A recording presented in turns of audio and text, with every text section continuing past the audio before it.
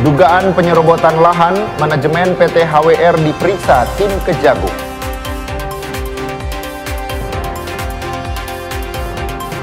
Gubernur pimpin upacara Hari Perhubungan Nasional.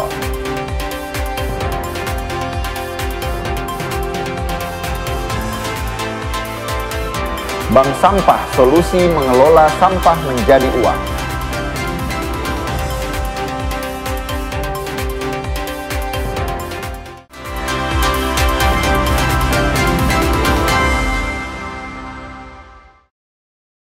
Selamat pagi saudara, apa kabar Anda hari ini? Jumpa lagi dalam program Kompas Manado Pagi, Jumat 19 September 2025. Selain 3 berita utama tadi, Anda juga bisa menikmati sejumlah informasi menarik lainnya yang dihimpun tim redaksi Kompas TV Manado. Bersama saya, Davis Pinontoan. Inilah Kompas Manado Pagi selengkapnya, hanya di Kompas TV, independen, terpercaya.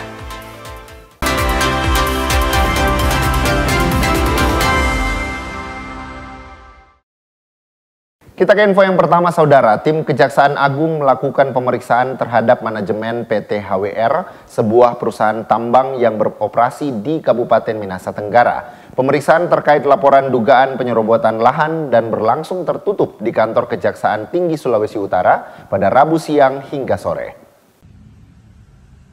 Pantauan Kompas TV, 4 orang manajemen PT HWR sebagai terlapor tiba di lobi kantor Kejati Jalan 17 Agustus sekitar pukul 12.30 WITA dan selanjutnya diarahkan petugas untuk menjalani pemeriksaan.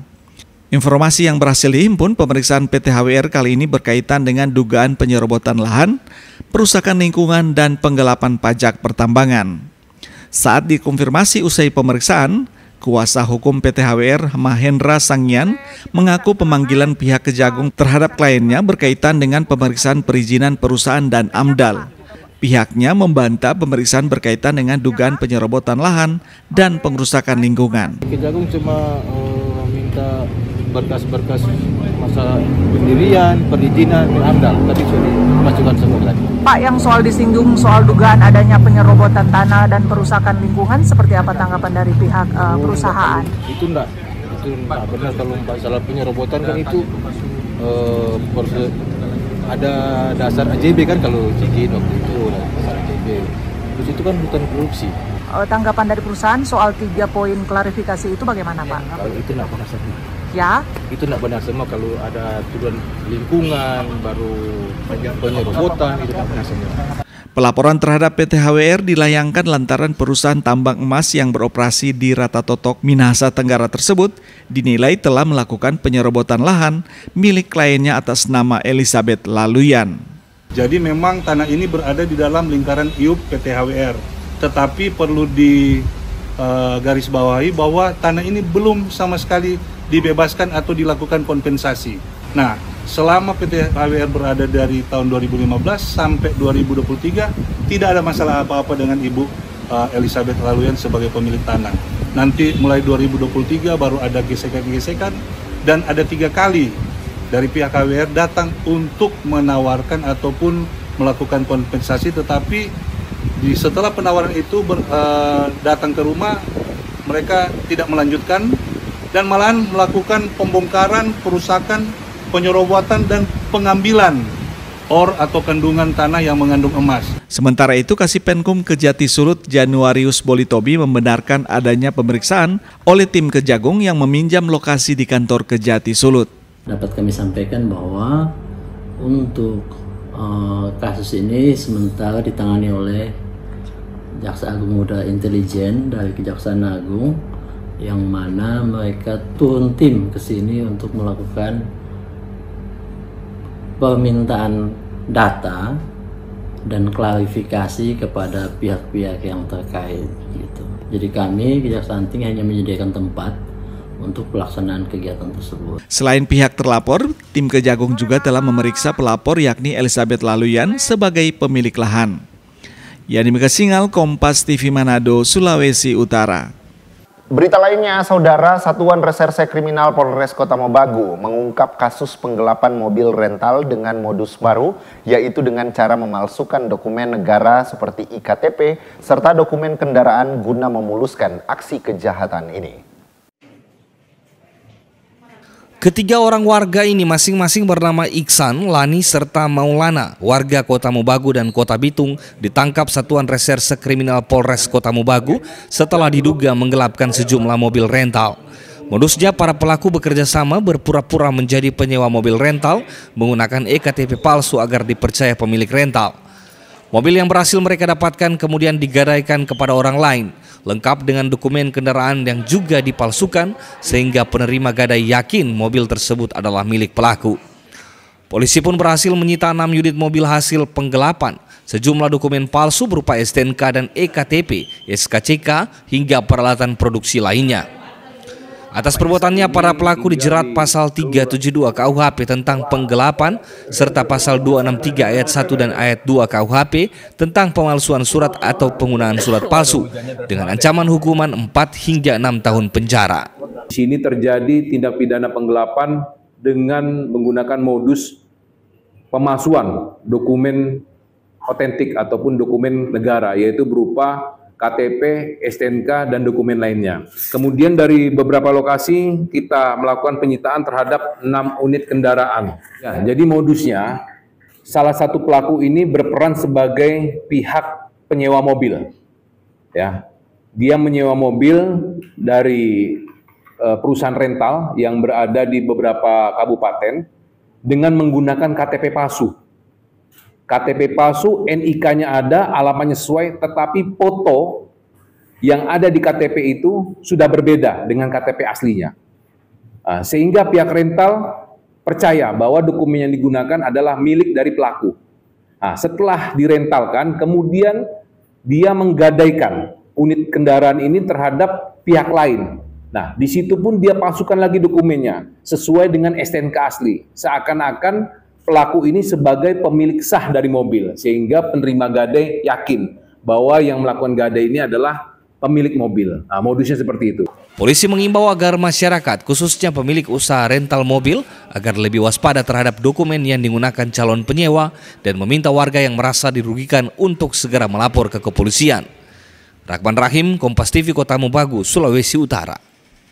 Informasi lainnya, Saudara, Badan Narkotika Nasional Provinsi Sulawesi Utara melakukan pemusnahan barang bukti narkotika jenis sabu yang berhasil ditangkap dari 2 tersangka di wilayah Kabupaten Minahasa Tenggara, masing-masing berinisial ET dan AF. BNNP Sulawesi Utara bersama stakeholder terkait memusnahkan barang bukti narkotika jenis sabu di kantor BNNP Sulut, Jalan 17 Agustus, Senin pagi. Pemusnahan barang bukti tersebut dipimpin PLT Kepala BNNP Sulut Oktavina Patikawa, didampingi kepolisian, kejaksaan hingga Balai Besar Pengawas Obat dan Makanan Manado. Barang bukti berupa narkoba jenis sabu seberat 20 gram ini diamankan petugas dari tangan seorang perempuan berinisial ET dan seorang laki-laki berinisial AF. Keduanya diringkus petugas di Kabupaten Minahasa Tenggara pada bulan Juni lalu. Setelah melakukan pendalaman, petugas menemukan paket sabu tersebut dikirim dari Jakarta ke Manado menggunakan jasa ekspedisi. Diketahui ET merupakan pemilik barang, sementara AF diketahui berperan sebagai kurir. Kedua terduga pelaku penyalahgunaan narkotika ini terancam hukuman penjara 5 tahun. Sementara proses pemusnahan barang bukti dilakukan dengan memasukkan barang bukti tersebut ke dalam wadah berisi air. Selanjutnya dicampur deterjen dan dibuang ke dalam toilet. Paket itu narkotika golongan 1, bukan tanaman, jenis sabu, kurang lebih sekitar 20 gram. Kemudian ternyata pemiliknya ini adalah yang atas nama ET, AF ini adalah kurirnya untuk menyentuh daripada narkotika jenis sabu ini. Kemudian kita tidak lanjuti, kemudian segera kita lakukan penangkapan dan kemudian kita proses sampai dengan pemusnahan sekarang ini yang kita ikuti. Pemusnahan barang bukti dalam kasus penyalahgunaan narkotika yang diungkap BNNP Sulut diharapkan menjadi peringatan tegas bagi seluruh elemen masyarakat. BNNP Sulut secara serius dan berkelanjutan berkomitmen untuk melakukan pemberantasan narkotika di bumi Nyiur Melambai. Yang demi Kesingal, Kompas TV, Manado, Sulawesi Utara. Saudara, salah satu ruas Trans Sulawesi penghubung Kota Mobagu, Bolaang Mongondo, Manado, dan Provinsi Gorontalo amblas sepanjang 9 meter pada Rabu sore. Akibat jalan amblas, distribusi air bersih terganggu karena pipa utama juga ikut patah dan jaringan telekomunikasi putus. Jalan Trans Sulawesi yang amblas tepatnya di Desa Muntoy, Kecamatan Pasibarat, Kabupaten Bolaang Mongondo. Intensitas curah hujan cukup tinggi yang terjadi di wilayah Kabupaten Bolaang Mongondo membuat struktur tanah labil dan terjadi longsor. Akibatnya, jalan Trans Sulawesi penghubung antara Kota Mobagu, Bolaang Mongondo, dan Manado amblas sepanjang 9 meter dengan lebar 2 meter dan kedalaman 9 meter. Beruntung saat kejadian tidak ada kendaraan yang melintas, namun amblasnya jalan ini menyebabkan jaringan telekomunikasi putus dan distribusi air bersih di desa tersebut terganggu karena pipa utama ikut patah. Selain itu, amblasnya jalan ini membuat petugas terpaksa memberlakukan sistem buka tutup jalan.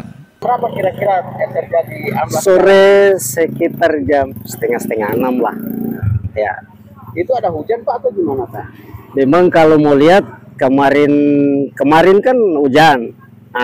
Tapi belum ada, maksudnya cuaca hujan tapi kurang keras. Makanya mungkin sudah lama, makanya mungkin air yang ketampung di, apalagi keadaan kayak orang dia sekarang ini kan dia maksudnya ndak pakai desi toh. Baru kayaknya dia kan timbunan semua itu. Sementara itu, guna membantu warga dalam distribusi air minum, Ketua DPRD Bolaang Mongondo akan berkoordinasi dengan perusahaan daerah air minum untuk distribusi air bersih bagi warga di Desa Muntoy.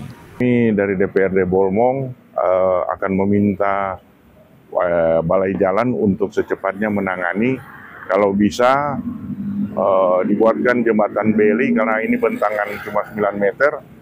Kalau bisa dibuatkan jembatan beli dulu supaya arus lalu lintas dari Manado ke Kota Mobagu dan Kota Mobagu ke Manado lancar.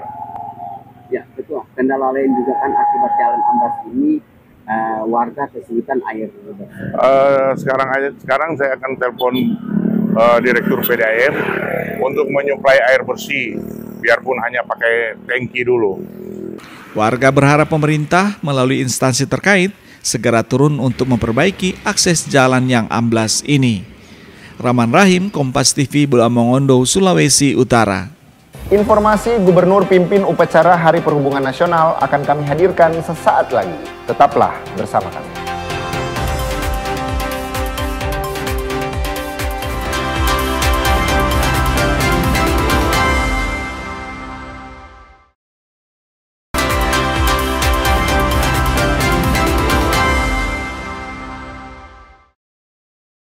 Kembali Anda menyaksikan Kompas Manado Pagi. Saudara, Gubernur Provinsi Sulawesi Utara, Julius Selvanus, menjadi inspektur upacara dalam peringatan Hari Perhubungan Nasional atau Harhubnas. Upacara dilaksanakan di lapangan apel Bandara Samratulangi Manado pada Kamis pagi.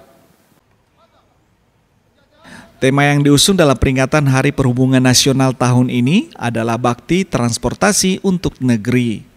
Peringatan ini menjadi momentum untuk mengapresiasi seluruh insan perhubungan yang telah berdedikasi menjaga kelancaran transportasi di Indonesia, termasuk di Provinsi Sulawesi Utara.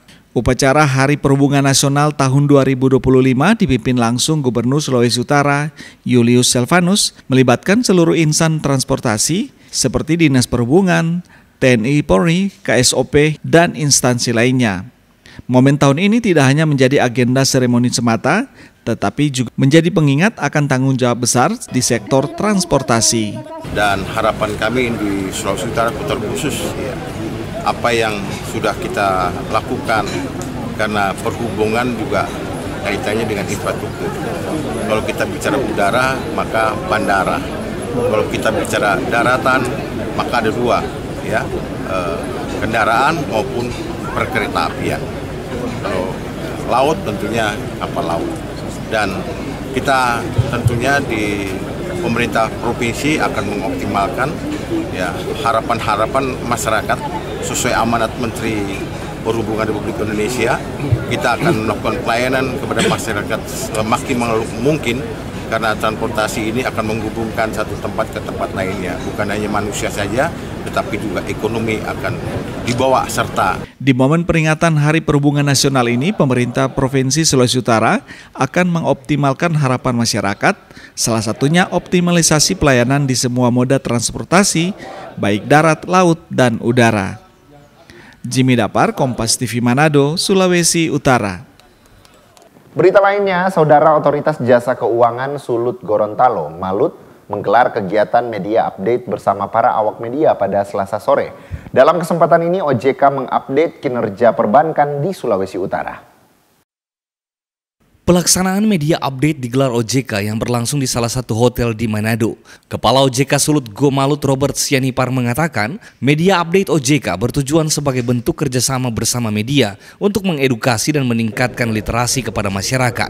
Ini sebagai salah satu bentuk kerjasama dengan media, bagaimana upaya kita untuk meningkatkan literasi masyarakat. Kita tahu angka surveinya masih rendah, jadi kami meyakini kerjasama dengan media merupakan salah satu upaya kita untuk meningkatkan literasi dan kecerdasan masyarakat tentang keuangan. Dan tentunya kami berharap momen ini tadi rekan-rekan media bisa juga menyebarluaskan informasi ini kepada masyarakat. Salah satu yang dipaparkan pihak OJK adalah kondisi lembaga jasa keuangan, khususnya perbankan di Sulawesi Utara.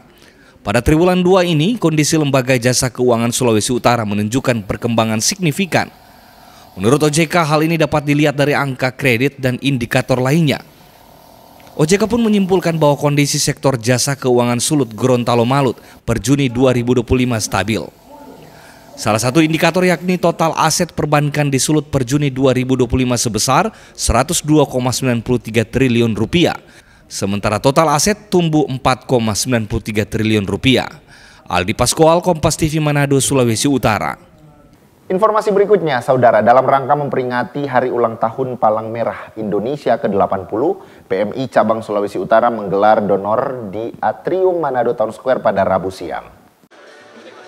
Palang Merah Indonesia Cabang Sulawesi Utara menggelar aksi donor darah dalam rangka memperingati Hari Ulang Tahun yang ke-80 yang dipusatkan di salah satu pusat perbelanjaan di Manado. Donor darah dilakukan sebagai wujud nyata kepedulian kemanusiaan. Gerakan donor darah ini menjadi pengingat bahwa setiap tetes darah yang disumbangkan menyelamatkan nyawa orang lain. Dalam kegiatan ini, Palang Merah Indonesia Sulawesi Utara menargetkan 120 kantong darah. Selain masyarakat umum, anggota TNI serta siswa-siswi ikut ambil bagian untuk mendonorkan darah. Hari ini PMI sehubungan dengan Hari Ulang Tahun ke-80 PMI, maka kami melakukan kegiatan donor darah dan tempatnya di Mantos ini. Jadi sepanjang satu hari ini kami tetap ada di sini untuk menunggu pendonor untuk datang ke sini. Untuk hari ini kami mentargetkan 120 kantong. Menurut saya tanggapan saya ya tentang donor darah yang dilakukan oleh PMI sangat bagus, karena dengan adanya kegiatan donor darah ini bisa membantu pasien-pasien yang mungkin dalam kekurangan darah, dan ada juga beberapa pasien yang mungkin kekurangan materi untuk membeli darah, dan adanya donor darah ini kami boleh membantu. Perlu diketahui bahwa donor darah memiliki manfaat, yaitu mengurangi resiko penyumbatan pembuluh darah sehingga aliran darah dalam tubuh menjadi lebih lancar. Jimmy Dapar, Kompas TV Manado, Sulawesi Utara. Saudara, informasi terkait bank sampah, solusi mengelola sampah menjadi uang akan kami hadirkan usai jeda berikut. Tetaplah bersama kami.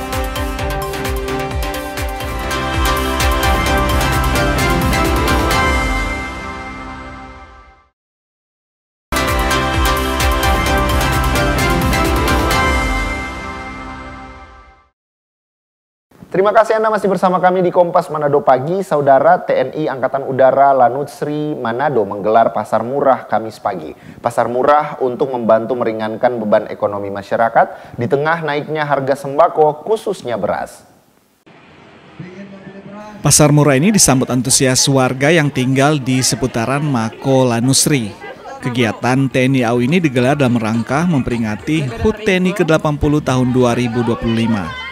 Khusus beras, harganya yang sangat terjangkau yakni hanya Rp58.000 untuk 5 kg. Harapannya selain membantu warga, juga bisa menstabilkan dan mengendalikan harga kebutuhan pokok di tingkat masyarakat.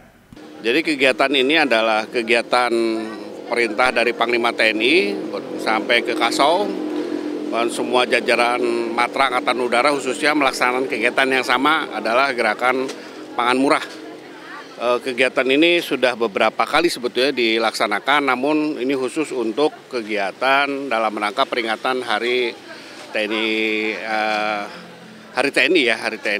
Kemudian besok kita laksanakan hari Sabtu Minggu dilaksanakan di lapangan Pikala juga kegiatan bazar murah yang serupa, namun itemnya lebih banyak dan itu dilaksanakan 3 matra, darat, laut, udara yang ada di Provinsi Sulawesi Utara. Masyarakat yang datang menyambut baik pasar murah yang digelar oleh TNI Angkatan Udara ini karena bisa membantu meringankan beban mereka. Kami sebagai masyarakat yang di sekitaran kantor TNI Angkatan Udara merasa terbantu karena bantuan beras murah untuk kami. 58.000 5 kilo. Iyo, daripada mau pergi di tempat lain mahal. Selain memiliki dampak ekonomi, kegiatan ini juga berfungsi sebagai sarana komunikasi yang efektif antara pemerintah melalui institusi TNI AU dengan masyarakat. Jimmy Dapar, Kompas TV Manado, Sulawesi Utara. Kita ke informasi lainnya, saudara. Kisah inspiratif datang dari Desa Liberia Timur, Kecamatan Modaya, Kabupaten Bolang Mongondo Timur. Seorang pegawai, mantan pegawai bank, kini beralih profesi dan sukses menjadi petani tomat setelah manfaatkan lahan pekarangan dekat rumahnya. Yuda Nurianto, mantan pegawai bank yang memutuskan menjadi petani dengan memanfaatkan lahan seluas 1/4 hektar di dekat rumahnya untuk dijadikan kebun tomat. Berbekal ilmu bercocok tanam yang ia pelajari melalui saluran YouTube, Yuda menanam sekitar 1.500 pohon tomat dan hasilnya sangat memuaskan. Sekali panen ia mampu menghasilkan hingga 15 kerat atau setara dengan 390 kg buah tomat segar. Selang setahun ini, hasil komoditi tomat yang ditanamnya tidak lagi harus dibawa ke pasar karena sudah ada pedagang pengepul yang datang langsung memborong di tempat. Meski begitu, Yuda mengaku tantangan terbesar adalah harga jual tomat yang kerap tidak stabil. Jika harga anjlok, hasil panennya hanya cukup untuk menutupi biaya produksi. Namun saat harga tomat tinggi seperti saat ini, ia mampu meraup keuntungan yang cukup besar. Saya aktif berkebun tuh sejak tahun 2020. Ya, sejak berhenti dari pekerjaan karyawan bank, salah satu di Kota Bagu. Memanfaatkan lahan kosong, kebetulan lahan samping rumah cukuplah untuk kita tanami tomat dan cabai supaya mendapatkan penghasilan. Untuk sekali panen itu kira-kira dapat berapa banyak itu? Ya dirata-ratakan aja ya, dirata-ratakan biasanya itu sekitar 15-an kerat atau sekitar 390 kilo. Pemetikan itu 3 hari sekali. Jadi kalau tomat itu masa panen itu rentangnya sebulan sudah habis. Jadi kita setiap 3 hari sekali metik. Selain tomat, Yuda juga mencoba menanam komoditi lain seperti cabai keriting karena memiliki peluang pasar yang menjanjikan. Ketekunan Yuda Nurianto membuktikan bahwa lahan di sekitar rumah dapat menjadi sumber penghasilan bagi kita. Rahman Rahim, Kompas TV Bolang Mongondo Timur, Sulawesi Utara. Saudara, sampah jika tidak dikelola dengan baik akan menimbulkan dampak negatif bagi lingkungan. Salah satu solusi mengelola sampah di masyarakat adalah melalui bank sampah. Lihat pengelolaan sampah terpadu oleh masyarakat di Desa Tumaluntung, Minahasa Utara. Warga perumahan Geria Agape di Desa Tumaluntung, Kabupaten Minahasa Utara kini bisa merasa lega karena di kawasan tempat tinggal mereka telah berdiri sebuah bank sampah. Bank sampah di kawasan permukiman ini baru setahun diluncurkan atas inisiasi sejumlah orang yang peduli akan keselamatan lingkungan.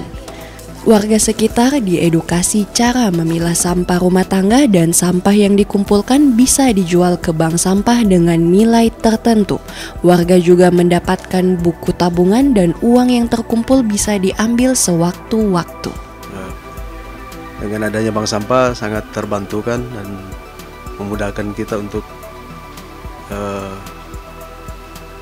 membawa sampah kita kemana.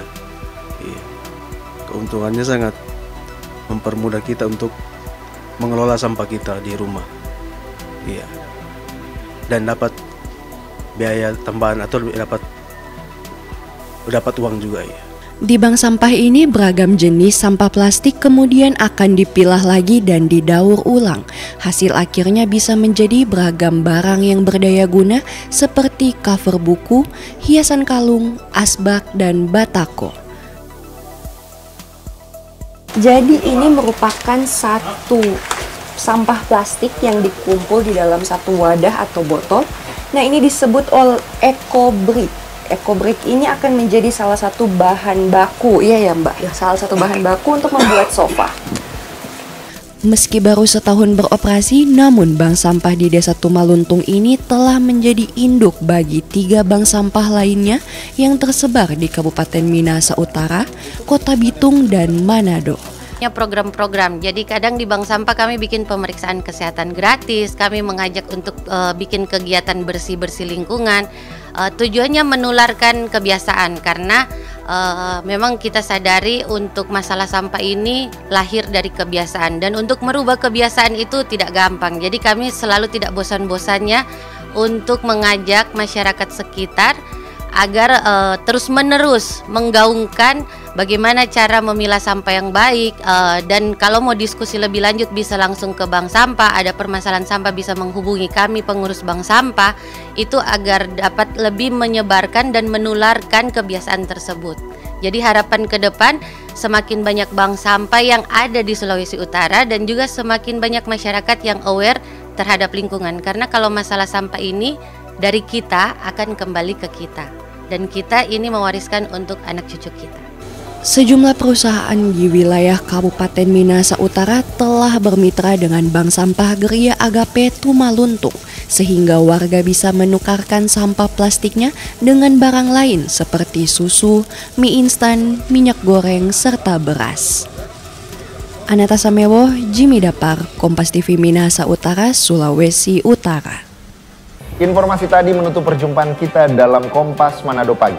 Anda bisa menyimak video tayangan kami di kompas.tv atau siaran langsung via streaming di kompas.tv/live. Saya, Davis Pinantoan, pamit undur diri.